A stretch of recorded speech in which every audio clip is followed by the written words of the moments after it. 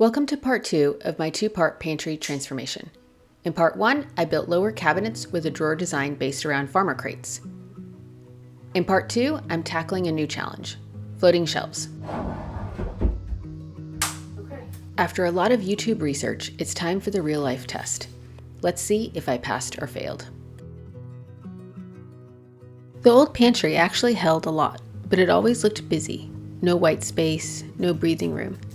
The opportunity for a redesign was all due to the fact that we were replacing our hardwood floors. Without that, I'd still have a blue pantry, and you'd be watching some other video.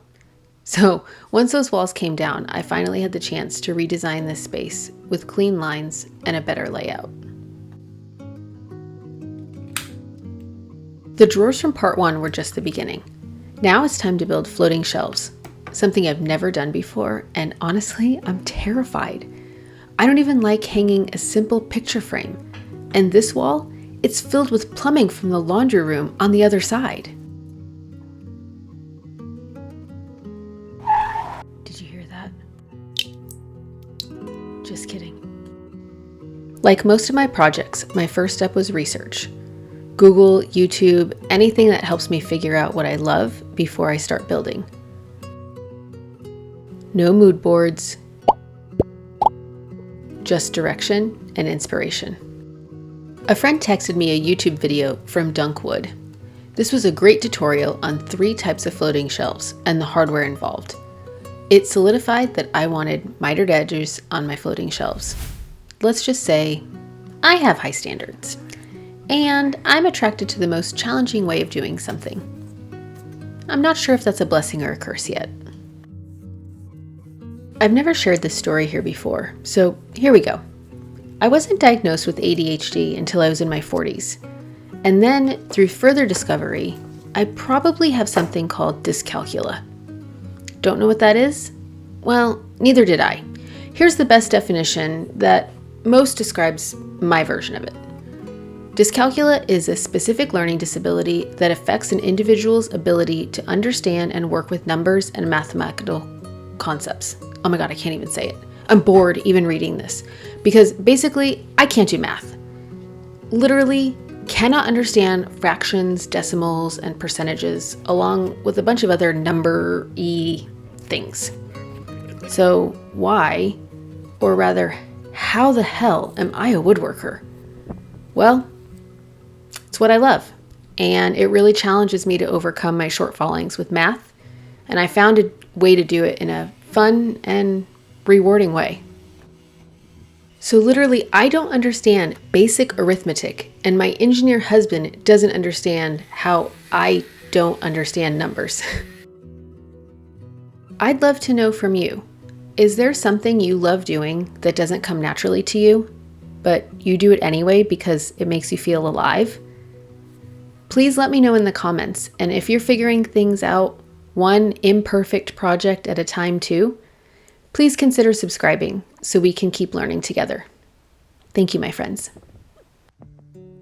Okay, so what you probably saw back there was a childish drawing followed by some more formal design work in Make by Me. Then I ripped them to fit into my car. So off to Woodcraft with my teacher Ed.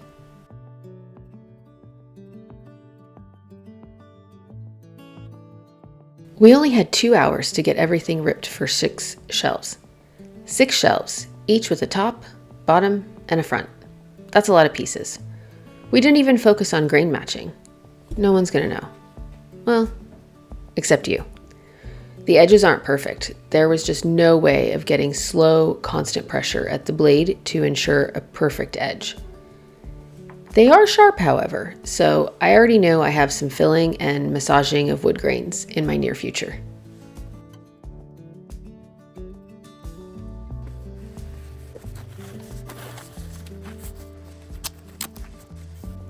Have you ever watched a video and realized they cut out the most difficult or awkward part of doing the thing you are literally trying to learn?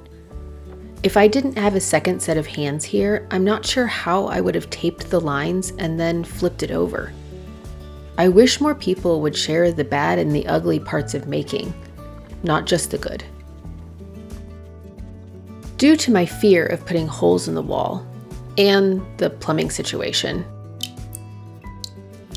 I hired our contractors to install $700 worth of brackets from Shelfology. That's a lot of holes and a big hole in my wallet. We measured where the brackets are on the walls so we know where to put the additional center supports and not hit the brackets. Honestly, that's a better mitered edge than I was expecting.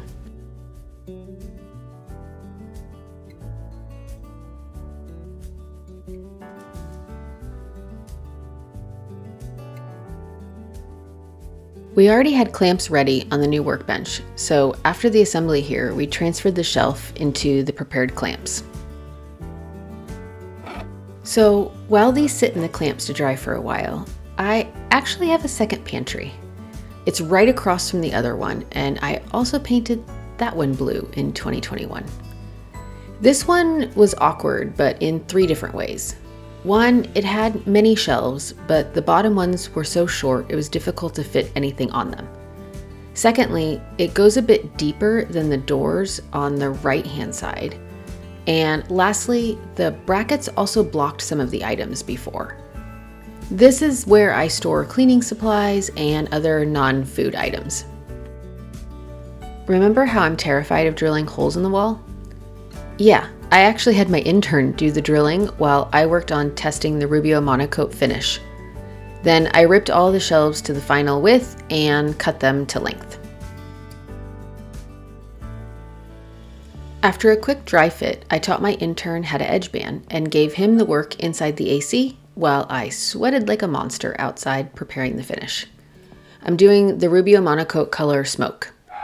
It didn't make a huge difference, but it did remove a lot of the yellow tones in the Baltic birch. As each shelf was ready, I trimmed off the edge banding and then did a 1/16 roundover on the front of the shelf. It gives it just that little finishing touch.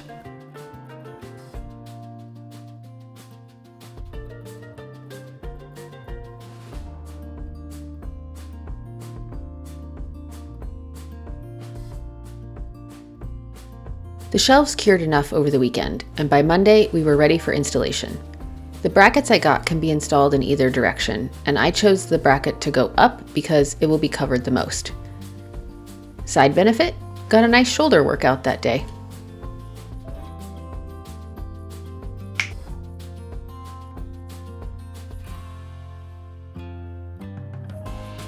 All of a sudden, the quote, work day was over and it was time for my primary job, which is being a mom. This is probably the most satisfying and also the most challenging part of motherhood. I love bringing her into the process with me when possible. Watching her make decisions and think through things can be so cute. Well, sometimes. Giving her the space to be messy is something I'm not great at. I mean, come on, just look at my face. Just let the towels be a mess. This is something that's easy to clean up and refold if needed. Yet I still just wanted to take them from her and do it neatly myself. I resisted as best I could.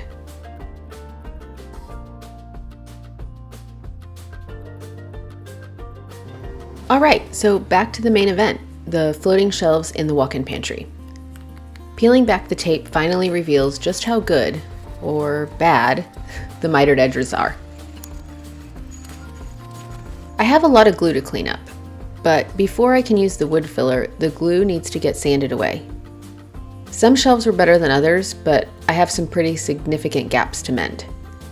I tried wetting the wood and using a screwdriver, but that basically just rounds over the edge.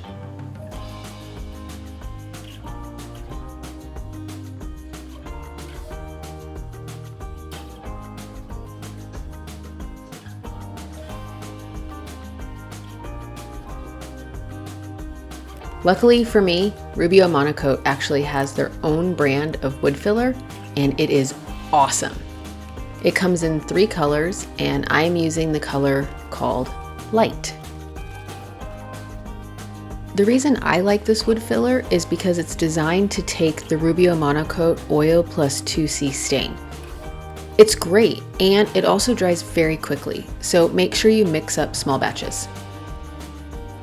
The beginning of the summer was actually our coldest summer in I don't know how many years, but we are hitting some late summer heat. And in order to help the process go faster, I grabbed my random orbital sander.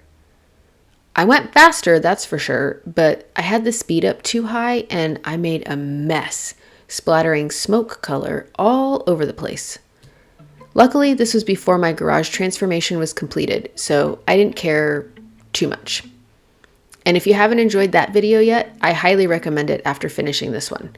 I'll put a link at the end. I had some major blunders that will make you go, oh no! I inspected all of the surfaces and edges and then labeled them the order from top to bottom. Obviously, I want the best looking ones to be those we will see the most details at eye level.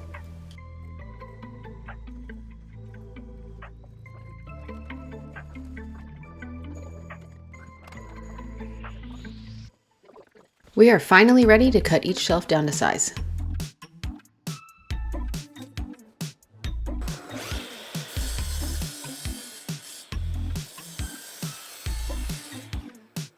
Here are the never seen before shelfology brackets my contractor installed for me. Thank you guys. So why was that first shelf so easy? I was totally not expecting that at all. I'm actually kind of shocked. Don't worry, that's literally the only one that went in like that. I wish more did. So what you can't see with the angle of the camera here is how wavy the wall was. And for some reason that I can't remember, we just decided to put it on the bottom shelf. And it worked fine. To this day, I still don't understand what happened here. What? Yeah.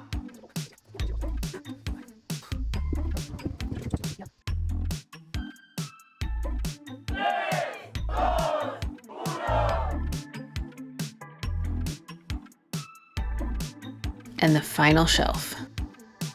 What? It's short. It's really short.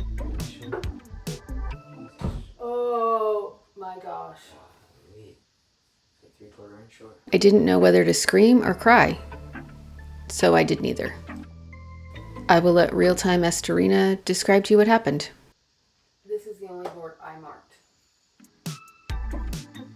This is the only board I marked. I marked the wrong number. No, I marked the wrong number. Remember that whole Dyscalculia thing I talked about at the beginning of this video? This is really where it comes to bite me back in the butt. But this is the great thing about woodworking. There is always a fix. I just added another piece from a different board. Now, did I grain match? No. Will anybody ever notice? Also, probably not. Could I turn the board around so that the mistake is against the wall instead of the other board? Unfortunately, no. The supports ran into the wall brackets, so I'm stuck. This pantry, it's come a long way.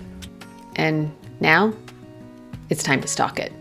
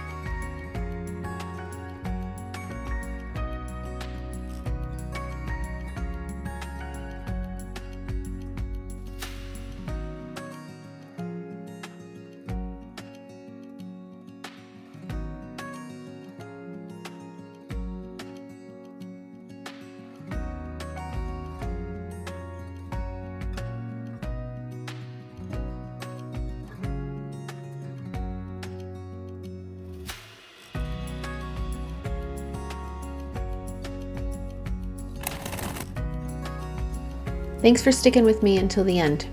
The pantry is officially a wrap. It's time to rest up and start planning for my daughter's closet. See you soon, and be brave, my friends.